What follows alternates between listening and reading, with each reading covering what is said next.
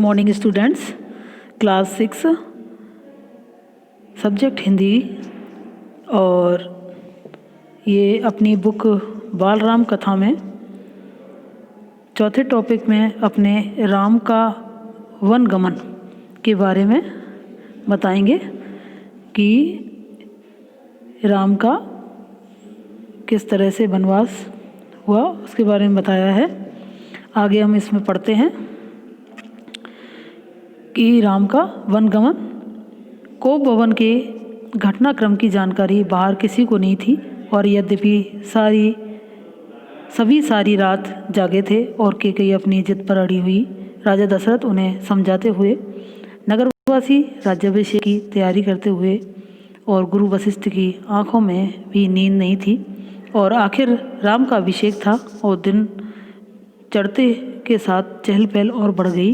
हर व्यक्ति शुभ घड़ी की प्रतीक्षा में। महामंत्री सुमंत्र कुछ असहज से महर्षि के पास आए और दोनों ने महाराज के बारे में चर्चा की। पिछले याम से किसी ने महाराज को नहीं देखा था और कुछ लोगों के लिए इसका कारण आयोजन की व्यवस्था थी। और महर्षि ने सुमंत्र को राजभवन भेजा और समय तेजी से बीत रहा था। शुभ घड़ी निकट आ रही थी और सारी तैयारियां हो चुकी थी, केवल महाराज का आना शेष था। सुमंत्र तत्काल राजभवन पहुंचे और कैकेयी के महल की सीढ़ियां चढ़ते हुए सुमंत्र को एक अनजान डर ने घेर लिया और अंदर पहुंचे। देखा कि महाराज पलंग पर पड़े हैं और बीमार दीनहीन। सुमंत्र का मन भांपते हुए कैकेयी ने कहा कि चिंता की कोई बात नहीं है मंत्रीवर, महाराज राज्याभिषेक के उत्साह में रात भर जागे हैं। वे बाहर निकलने से पूर्व राम से बात करना चाहते हैं। और कैसी बात है? सुमंत्र ने पूछा। मैं नहीं जानती, अपने मन की बात वे राम को ही बताएंगे, आप उन्हें बुला लाइए। दशरथ ने बहुत क्षीण स्वर में राम को बुलाने की आज्ञा दी और सुमंत्र के मन में कई तरह की आकांक्षाएं थी, पर वे उन्हें टालते रहे। राम के निवास के बाहर भारी भीड़ थी और लक्ष्मण भी वहीं थे और भवन को सजाया गया था और उनकी चमक दमक देखने योग्य थी। और सुमंत्र को देख करके कोलाहल बढ़ गया। लोगों के लिए यह एक संकेत था कि राज्याभिषेक के लिए राम को आमंत्रित करने का। सुमंत्र ने कहा कि राजकुमार, महाराज ने आपको बुलाया है और आप मेरे साथ ही चलें। आगे कुछ ही पल में राम वहाँ पहुँच गए और लक्ष्मण साथ थे और दोनों भाई विस्मित थे। वे राजसी वस्त्रों में थे और सजे धजे लोग जय जयकार करने लगे और पुष्प वर्षा होने लगी। राजकुमार सहज समझ नहीं पा रहे थे कि महाराज ने उन्हें अचानक क्यों बुलाया और लोग समझ रहे थे कि राम अभिषेक के लिए जा रहे हैं। महल में पहुंच करके राम ने पिता को प्रणाम किया और फिर माता कैकेयी को। राम को देखते ही राजा दशरथ बेसुध हो गए और उनके मुंह से एक हल्की सी आवाज़ निकली कि राम। उन्हें होश आया और तब भी वे कुछ बोल नहीं सके। थोड़ी देर में तक चुप्पी रही और असहज सन्नाटा। कोई कुछ नहीं बोला तो राम ने पिता से पूछा, क्या मुझसे कोई अपराध हुआ है? कोई कुछ बोलता क्यों नहीं? आप ही बताइए माते।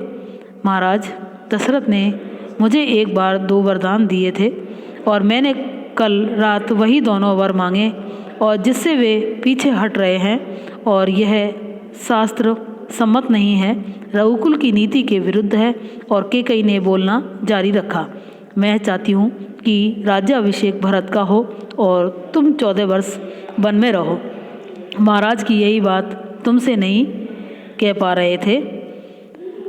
और राम संयत रहे और उन्होंने दृढ़ता से कहा कि पिता का वचन अवश्य पूरा होगा। भरत को राजगद्दी दी जाए और मैं आज ही वन चला जाऊंगा। राम की शांत और सधी हुई वाणी सुनकर कैकेयी के चेहरे पर प्रसन्नता छा गई और उनकी मनोकामना पूर्ण हुई। राजा का दशरथ चुपचाप सब कुछ देख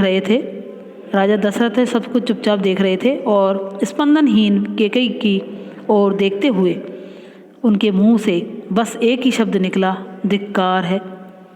धिक्कार केकई के महल से निकलकर राम सीधे अपने माँ के पास गए और उन्होंने माता कौशल्या को केकई भवन का विवरण दिया और अपना निर्णय सुनाया कि राम बन जाएंगे। और कौशल्या यह सुनकर सुध खो बैठी और लक्ष्मण अब तक शांत थे, पर क्रोध से भरे हुए राम ने समझाया और उनसे बन जाने की तैयारी के लिए कहा। कौशल्या का मन था कि राम को रोक ले, बन ना जाने दे, राजगद्दी छोड़ दे, पर वह अयोध्या में रहे। उन्होंने कहा कि पुत्र, यह राजाज्ञा अनुचित है, उसे मानने की आवश्यकता नहीं है। राम ने उन्हें नम्रता से उत्तर दिया, और यह राजाज्ञा नहीं, पिता की आज्ञा है। उसकी एक राजा का आज्ञा नहीं है, एक पिता की आज्ञा है ये माँ, और उनकी आज्ञा का उल्लंघन मेरी शक्ति से परे है, और आप मुझे आशीर्वाद दें। राम ने अपनी माँ से कहा, कौशल्या से, और लक्ष्मण से राम का संवाद जारी रहा। और राम ने वन गमन को भाग्यवश आया उलट फेर कहा, और लक्ष्मण इससे सहमत नहीं थे। वे इसे कायरों का जीवन मानते थे, और उन्होंने राम से कहा कि आप बाहुबल से अयोध्या का राज सिंहासन छीन लें, और देखता हूँ कौन विरोध करता है। अधर्म का सिंहासन मुझे नहीं चाहिए, मैं बन जाऊँगा, और मेरे लिए तो जैसा राज सिंहासन वैसा ही वन। कौशल्या ने स्वयं को संभाला और उठी और राम को गले लगा लिया, और वे राम के साथ वन जाना चाहती थी। राम ने मना कर दिया, कहा कि वृद्ध पिता को आपके सहारे की आवश्यकता है। अपनी माँ से कहा उन्होंने। कौशल्या ने राम को विदा करते हुए कहा कि जाओ पुत्र, 10 दिशाएं तुम्हारे लिए मंगलकारी हो, और मैं तुम्हारे लौटने तक जीवित रहूँगी। कौशल्या वन से निकलकर राम सीता के पास गए और सारा हाल बताया कि विदा मांगी और माता पिता की आयु का उल्लेख किया।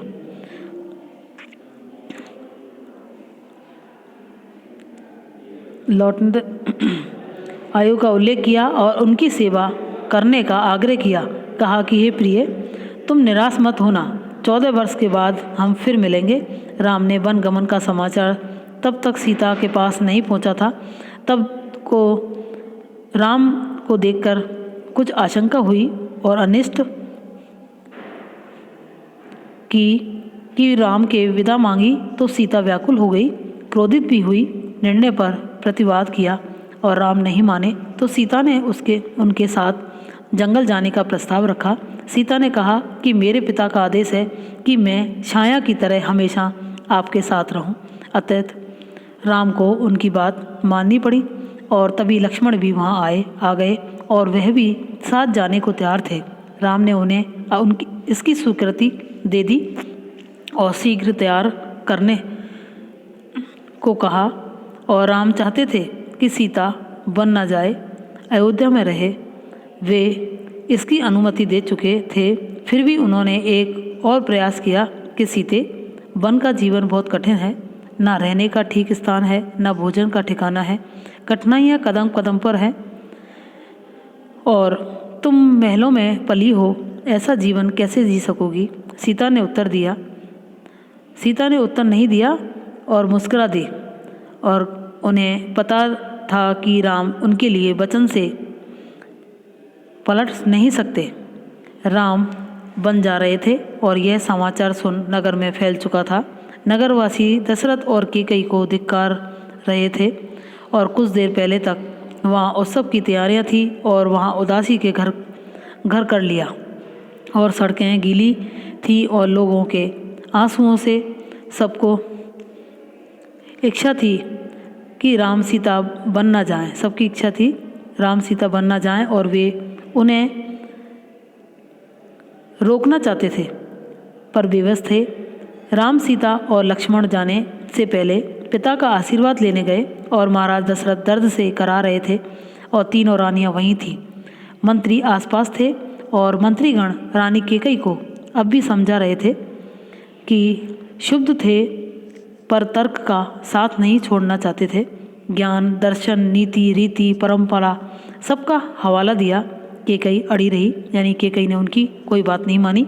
और राम ने कक्ष में प्रवेश किया तो दशरथ में जीवन का संचार हुआ, और वे उठकर बैठ गए, और उन्होंने कहा कि पुत्र, मेरी मति मारी गई थी कि मैं वचनबद्ध हूँ, ऐसा निर्णय करने के लिए विवश हूँ, पर तुम्हारे ऊपर कोई बंधन नहीं है।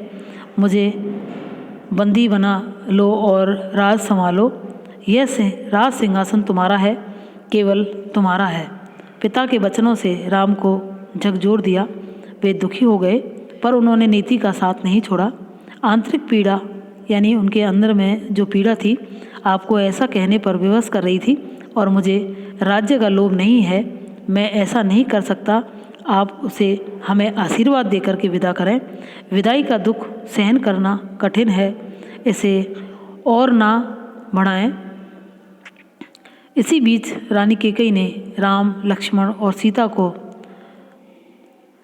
वल्कल वस्त्र दिए वन में जाने के लिए, और राम ने राजसी जो वस्त्र थे उतार दिए, और तपस्वियों के जो वस्त्र थे उन्होंने पहन लिए। और सीता को तपस्विनी के वेश में देखना सबसे अधिक दुखदायी था। महर्षि वशिष्ठ अब तक शांत थे। उन्हें क्रोध आ गया और उन्होंने कहा कि सीता बन जाएगी तो सब अयोध्यावासी उसके साथ जाएंगे। भरत सुनी अयोध्या पर राज करेंगे और यहाँ कोई नहीं होगा, पशु पक्षी भी नहीं। एक बार भी राम ने सबसे अनुमति मांगी और आगे आगे राम और उनके पीछे सीता और उनके पीछे लक्ष्मण। महल के ठीक बाहर मंत्री सुमंत्र रथ लेकर के खड़े थे। रथ पर चढ़कर राम ने कहा कि महामंत्री रथ तेज चलाएं। नगरवासी रथ के पीछे दौड़े। राजा दशरथ और माता कौशल्या भी पीछे पीछे गए। सब रो रहे थे और सबकी आंखों में आंसू थे। पुरुष, महिलाएं, बूढ़े, जवान, बच्चे और मीलों तक नंगे पांव दौड़ते रहे। और राम यह दृश्य देखकर विचलित हो गए, भावुक भी। और उनसे यह देखा नहीं जा रहा था कि उन्होंने सुमंत्र के रथ और गति से हाँकने को कहा, ताकि लोग हार जाएं, थककर पीछे छूट जाएं, घर लौट जाएं। राजा दशरथ लगातार रथ की दिशा में नजरें गड़ाए रहे और खड़े रहे जब तक रथ आगे आंखों से ओझल नहीं हो गया और रथ दिखना बंद हुआ तो वे धरती पर गिर पड़े। रथ दिन भर दौड़ता रहा।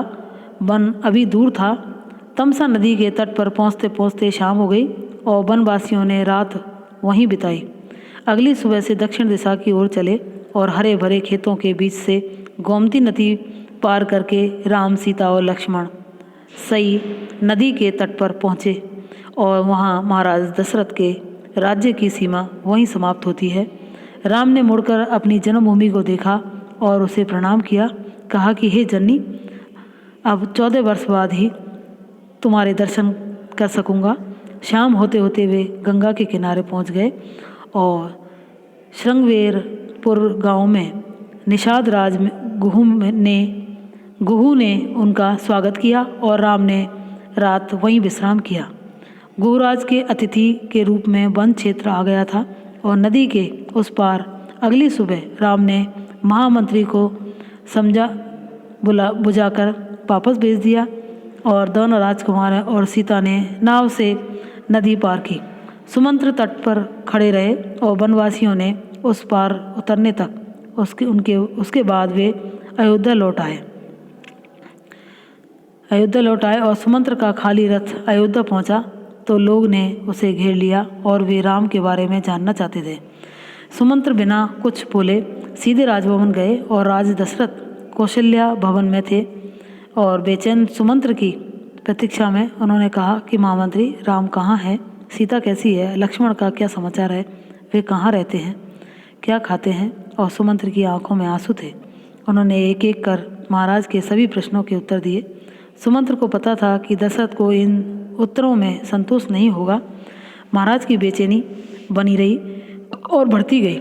वनगमन के 6ठे दिन दशरथ ने प्राण त्याग दिए और राम का वियोग उनसे सहा नहीं गया। और दूसरे दिन महर्षि वशिष्ठ ने मंत्री परिषद से चर्चा की कि सबकी राय की कि राजगद्दी खाली नहीं रहनी चाहिए। तय हुआ कि भरत को तत्काल अयोध्या बुलाया जाए और घुड़सवार दूत रवाना किए गए और उस निर्देश के साथ उन्हें अयोध्या की घटनाओं के संबंध में मौन रहना है। ये कहानी राम के वनगमन की है। और अब थैंक यू।